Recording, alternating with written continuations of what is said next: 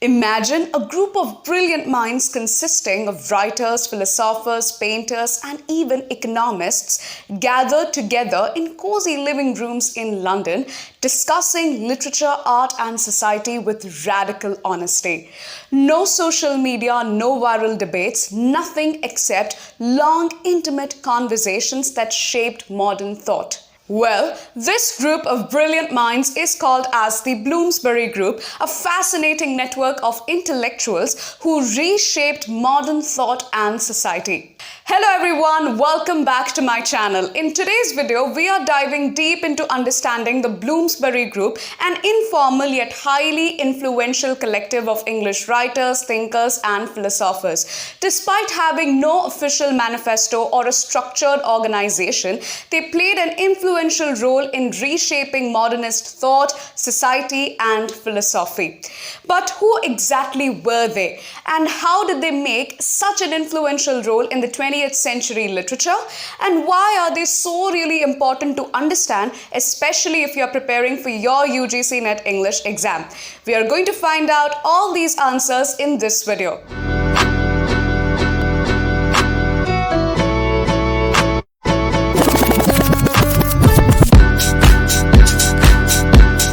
The Bloomsbury Group, as mentioned before, was a loose collective of English intellectuals like writers, painters, philosophers, and economists who regularly gathered from 1907 to 1930 in the Bloomsbury district of London near the British Museum. So were they a movement or just a group of friends? Perhaps both, and maybe neither at all.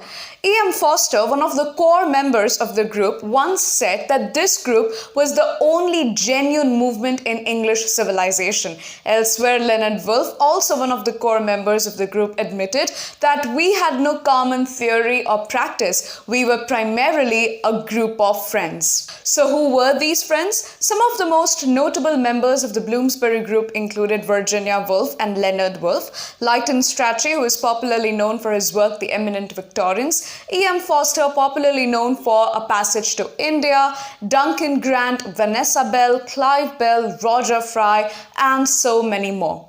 Most of the male members of this particular group, they were associated with the University of Cambridge, specifically the Apostles, a secret intellectual society.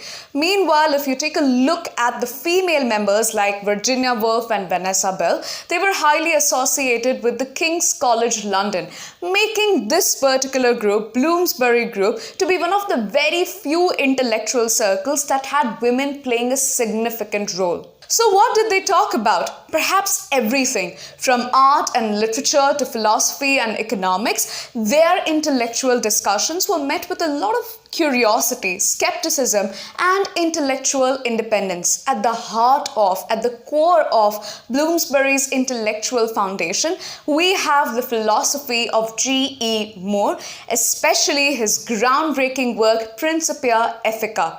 In this particular work, G.E. Moore has differentiated between some intrinsic values and some instrumental values. Intrinsic values are basically the most innate values of humans, like love. And instrumental values are basically the values propagated through certain institutions that have been created by society, like marriage, like family. For Bloomsbury Group, this distinction between the intrinsic value and the instrumental value provided them with an ethical high ground. So they thought that instead of conforming to the social norms and social obligations, they can just do the things that they believed were intrinsically good, like love, art, pleasure, aesthetic experiences, and the pursuit of knowledge. Based upon this ideology, they sort of started to lead unconventional personal relationships and private life, choosing them over the traditional societal norms and expectations. Now, leading this very independent and pleasure-driven life, the Bloomsburys obviously rejected Victorian conservatism, and they tried to define truth, beauty, and morality in their own terms. Now, if you know a bit about Victorian age, then you will know that Victorian society upheld a very strict and rigid moral code of conduct, and not a lot of of people were able to practice that. So they only pretended to uphold those values, but in reality, what they were doing was just pretending. And so they openly went against the pretentious British upper class values and tried to lead a very open, pleasure-driven, and a free life. All of these choices did make them radicals during that point of time, but they were not rebelling just out of the blue. They were not rebelling without thinking anything. They made a choice, which was a philosophical choice based on G.E. Moore's beliefs, ideas, and thoughts.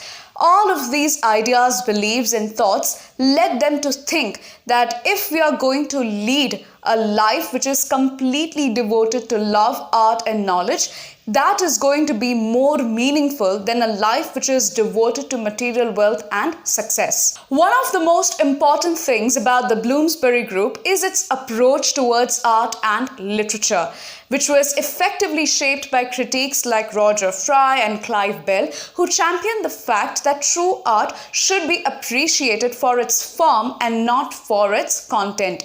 Something that the new critiques as well as the formalists have also talked about, but the Bloomsburys, they have emphasized from a more aesthetic perspective. What does that mean? We'll understand in a minute, but first let us understand who originated and from where this idea originated.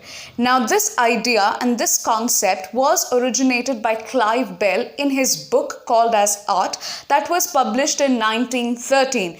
And this book sort of came to be a kind of manifesto for the Bloomsbury Group. And in this particular book, he talked about the concept of significant form. Now, what does this concept mean?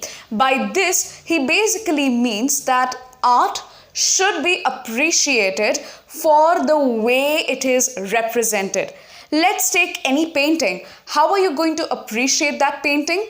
According to the Bloomsburys, it has to be appreciated by the brush strokes, by the lines, by the color composition, and all of those things, and not from the perspective as to what it actually represents. Secondly, they believed in the philosophy of art for art's sake, which was the philosophy of the aesthetic school. According to this philosophy, the true value of art does not depend on its subject matter, the responsibility, or how it contributes to the development of the society or the human condition. Rather, it just depends on the aesthetic principles. It depends upon the pleasure principle. This idea of art for art's sake also extended to the other members of the Bloomsbury Group who tried to showcase it in their literary works as well. So, for example, you have Virginia Woolf, who tried to do away with the traditional storytelling or the linear plot narrative and favored stream of consciousness that explore the psychological depth and insight of her characters. Secondly, you have Lytton Strachey and his biographies, in which he has done away with the heroic portrayals of the writers, poets, or painters. If you take a look at his eminent Victorians, he has delved into the psychological insights of these writers and painters. You also have E.M.Forster's historical novels, for example, A Passage to India, in which again he has done away with the grand old historical narratives and talked about the personal relationships of the characters and their moral dilemmas. But despite exerting so much influence on the art and literature of its time, the Bloomsbury Group was not politically inclined or was not an activist movement. Unlike the later intellectuals of the 1930s, the Bloomsbury Group, the initial Bloomsbury Group, only focused on the independent expression, artistic pleasures, and the freedom of life. And because of which, a lot of other authors and the later generations of this entire group, they saw them to be very detached from the socio-political struggles. In fact, the author Wyndham Lewis mentioned the Bloomsbury Group in his work, The Apes of God, calling them to be elitist, corrupt, and talentless. Now, whether they were politically inclined or not, that's not really that much important, as much as it is important to understand the kind of impact and influence they have had on modernist literature and art feminism, at the same time stirring discussions on sexuality. They have challenged the grand heroic narratives of Ezra Pound, James Joyce, Wyndham Lewis, offering instead a more introspective, personal, and a domestic approach to literature and art. And so, even though the group gradually dissolved in the early 1930s, their legacy continues by the work that they have left behind. And so, Bloomsbury Group becomes one of the most important areas that you should cover for your UGC NET English exam. A question related to the Bloomsbury Group was asked in the latest UGC NET English exam.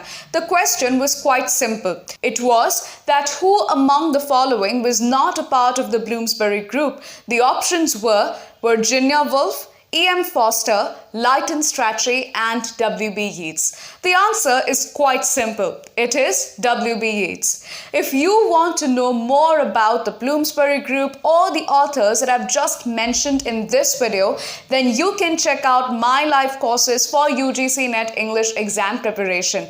In these live classes, I am covering the history of British English literature, Indian English literature, and literary theories in a very simplified and comprehensive manner.